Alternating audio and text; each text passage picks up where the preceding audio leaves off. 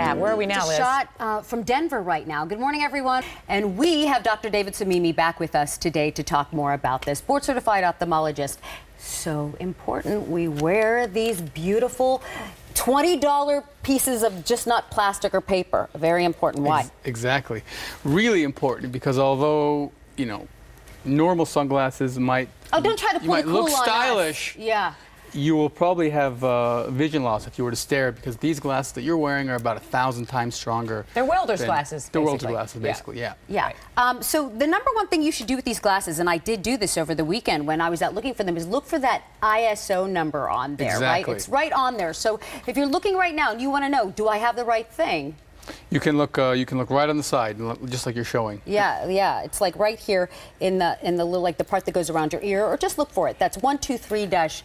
This one says 12312-2. To make sure they're legit. Yeah. Exactly. And you can't use camera, smartphone, telescope, binoculars, any of those things. You're going to do more harm than good. It's actually worse than looking right at the sun because basically you're focusing the rays even more with those devices, and so it's even more dangerous. So, you know what? Yesterday, we get a pair, we jump in the car, my husband's is all crinkled. He said, "Are these okay, Liz?" I said, "No, they're not okay." So if they're damaged at all, you're saying no. If there's a crinkle in this part, no. You know, a crinkle's probably okay, but a scratch or a hole where you could see light through it, you're going to get a lot of light in there, and you it's still dangerous. You should be able to see nothing when you put them on. You should see nothing when you put them on indoors and looking at regular light bulbs. And read all the instructions that come with them. And before looking up, cover your eyes with the Eclipse glasses and turn away to remove them. So don't remove them while you're still looking up. That's exactly right, because it's human nature when you're putting them on is to kind of trying to get a quick peek, and then boom, you've been looking right at the sun. So look away. Show us, yeah. So you know, look away from where the sun is. Put the glasses on. Make sure they're nice, securely on there and covered, and then look up and enjoy. Now, to take them off, look away again. And then take the glasses off. It sounds elementary, but really and truly, you'll forget in a moment. Absolutely. Because your instinct is just to throw them on while you're looking. You want to take a peek. You want to kind of like, you know, what does that look like? And even though the eclipse has begun, and it began around 9:05, it will continue to 11:44 this morning. So you still have 2 hours to go out there and enjoy this. So if you don't have these glasses, you need to share these glasses, you need to find these glasses. There's still plenty of time out there to do this. Now, really important, don't just hand them to your kids and think they're okay. Yeah. That's a great point. That's a great point. Kids are actually the highest risk for having vision loss from this because they don't have the natural lens in the eye. It's still clear. And so kids are going to look at it, they're at a higher risk, and they potentially have vision loss. So great point that you said. Make sure you're supervising them, watching them, make sure they have the glasses on. And if you don't have the glasses, you probably want to keep them indoors. And there's other ways to view. And, you know, we couldn't find glasses starting on Thursday. My kids were out looking for them and couldn't find them. So we went old school. And I looked up the NASA video. I made one for Liz with carrot cake. And I made one with my gluten-free pasta. So now everyone knows I don't bake from scratch. Cereal box is what you use. Your rep is ruined. Dr. Samimi. You eat Honey Nut Oats. But it took me Don't judge me, please. Don't judge me.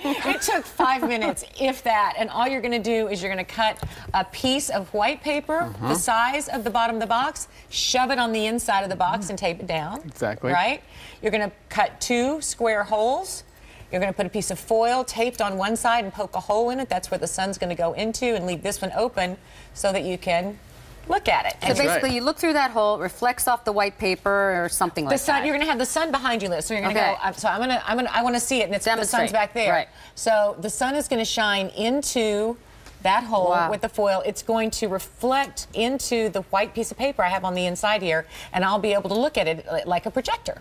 Nice, well done. I like the size of yours better. Yes. Good work. I like the size of yours better because it's nice and big, but it doesn't really matter, right? It doesn't really matter. You might get a little bit of a larger projected image, but not a big deal. The benefit is you're looking into a dark chamber, and that's why these are so good. That's why I used the small one, because I could make sure that I could seal really it dark. off, You cover it up. for my eyes. So I can't wait to go outside and try. I think what's important to tell the viewers is that a pinhole viewer actually is not putting pinholes and looking straight at the sun. You're looking, it's an indirectly. So pinhole viewer, like you're saying, it's projecting it on something. So the pinhole is on that sheet, and the sun is at your back, just like you said, Lisa. Because some people are confused. Oh, I could just put some, pinholes and kind of look straight. It's totally different. No. It's actually you are shining that onto a piece of paper that's on the inside. Exactly. And then you're just looking at the paper. So if you go outside right now to see the image of the sun right now on your screen, you go outside, you do this right now. That's what you're going to see in your box. You're going to see that image in your box, right? That's the idea of it all. So you can go outside. Cool. You can go outside and do that. You brought some eye models with us. What is the damage it does? You can't feel it. So if you go, oh, I'm just going to look with my eyes, and you look for too long, which is 1 second is too long, there's a chance you burn something and don't feel it at all. What is that? Exactly. We come, as humans, become factory equipped with a reflex called the aversion reflex, which tells us when you look at the sun, even if you try when it's full, usually you can't do it. But curiosity, and when the sun itself actually is a little less, you can override that, and that's when people have actually vision loss. So what happens is there are a lot of different damaging rays that come with the sun, mostly the UV spectrum, and most of those rays actually get absorbed by your cornea and the lens, this lens here, which basically focuses light on the retina. Now, what happens is, just like a camera, this retina is incredibly sensitive and delicate. It's amazing. But that sun will usually burn this colored part called the retinal pigment, and then that colored part is what gives nutrients to the receptors that allow you to kind of see an image and send the image to the brain.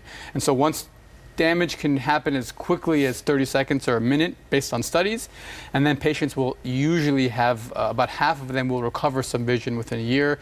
Wow. Half of them won't. This is really dangerous. Very dangerous, and we don't have great treatments for it. We don't have any treatments, actually. So that's why it's so important for us to be here educating everybody and the kids especially. You lose vision. Like I would not see part of you as I was looking at you constantly. Yeah, and the sad part is the vision that you lose is not peripheral. It's the important part of seeing your face. It's the central vision, because that's where the lens focuses the light on. Can't overstate the importance of those glasses. Wow. All right. Thanks, Dr. Samimi. So glad to have you. Absolutely. It's a pleasure. Good explanation.